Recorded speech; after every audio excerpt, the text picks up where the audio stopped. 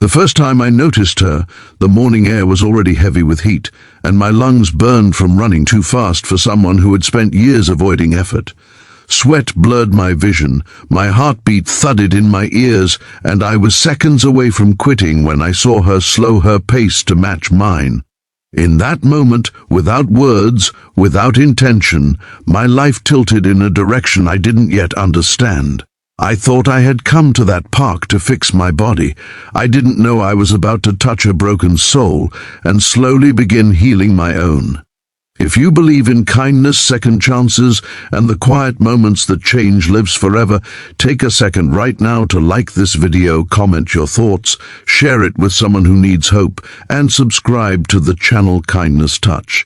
Your support keeps stories like this alive. My name is Arman, and for most of my adult life, mornings were something I escaped, not embraced. I worked night shifts at a distribution warehouse, slept through sunlight, and carried a tiredness that wasn't physical. When the doctor warned me about my blood pressure and weight, it felt less like advice and more like a countdown. That's how I ended up in Riverside Park at 6:30 every morning, walking at first, then forcing myself to jog, pretending I was doing fine while my body screamed otherwise.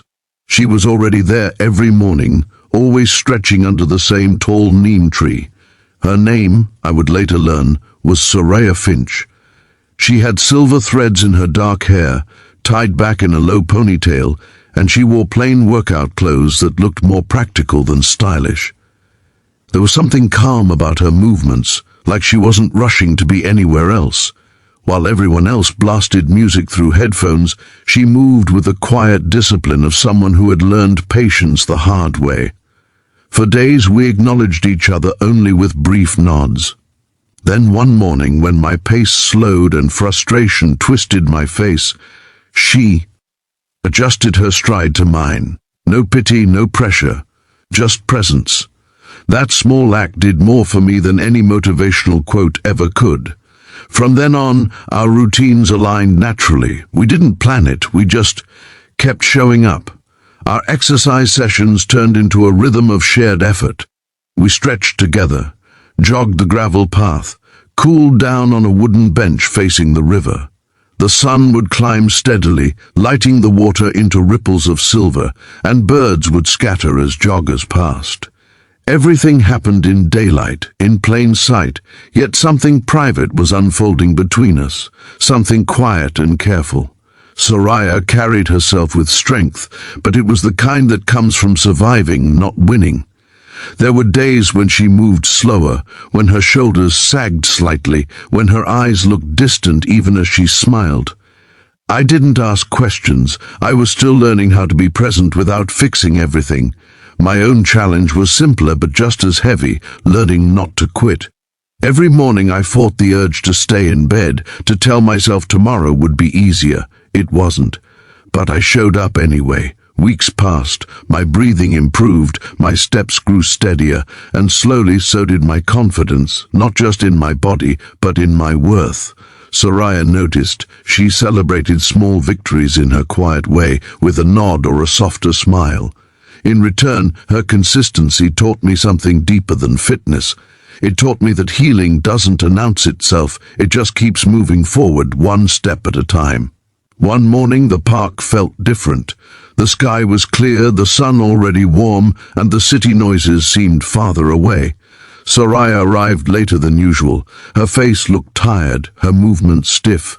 We walked instead of jogging. I could sense something heavy in the air, like a storm that had already passed but left the ground soaked. As we moved slowly along the path, she stopped near the river. The water glimmered under full daylight, deceptively peaceful. She placed her hands on her knees, catching her breath, not from exhaustion but from something deeper. That was when she leaned closer, not dramatically, not urgently, and shared something so soft it barely felt like sound.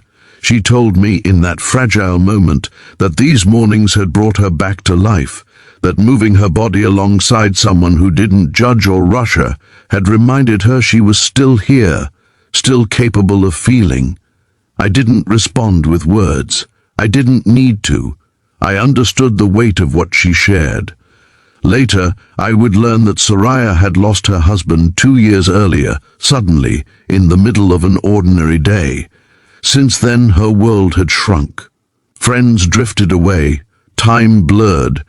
Exercise had been the only place where grief loosened its grip enough for her to breathe, and somehow, without planning it, I had become part of that space. That realization scared me, not because I didn't care, but because I did. I worried about becoming someone's lifeline when I was still learning to stand. I worried about missteps, about depending too much on something fragile. So for a few days, I pulled back. I arrived later. I kept my distance. I told myself I needed focus, not connection. Soraya noticed. Of course she did. But she didn't confront me. She didn't chase. She simply kept showing up, stretching under the neem tree, moving forward at her pace. Watching her resilience from afar made something click inside me. Healing wasn't about isolation. It was about shared strength. I realized that avoiding connection wasn't protecting either of us. It was robbing us. So I returned fully. We resumed our routine, stronger in its honesty. The unspoken understanding between us grew. We talked more during cool-downs about simple things, books, favorite morning foods, the way the park changed with seasons. Everything happened under the open sky with sunlight on our faces, grounding us in the present. My health improved steadily. The doctor smiled during my next checkup. But more importantly, my mornings stopped feeling like punishment. They became sacred. Soraya, too, seemed lighter. Her laughter came easier. Her steps grew more confident. We weren't fixing each other. We were reminding each other how to live. The turning point came on a bright late summer morning. Children laughed near the playground. Cyclists passed in streaks of color. The world felt alive, and so did we. After finishing our routine, Soraya sat on the bench, eyes closed, face turned toward the sun. She looked peaceful. When she opened her eyes, they were wet, but her smile was real. She told me softly that for the first time since her loss, she wasn't just surviving mornings, she was enjoying them. That was when I understood the power of simple kindness, not grand gestures, not dramatic rescues, just consistency, just showing up. If this story is touching something deep inside you right now, please take a moment near the end of this video to like, comment, and share. Your engagement helps these stories reach hearts that need them most. As weeks turned into months, our routines evolved. We pushed each other gently, celebrated milestones, and respected boundaries. There was no rush, no labels. Just two people choosing health, presence, and kindness in the daylight hours of ordinary life. Before this story ends, I have a special request for you. Please comment and share what this story made you feel. Your words might be exactly what someone else needs to read today.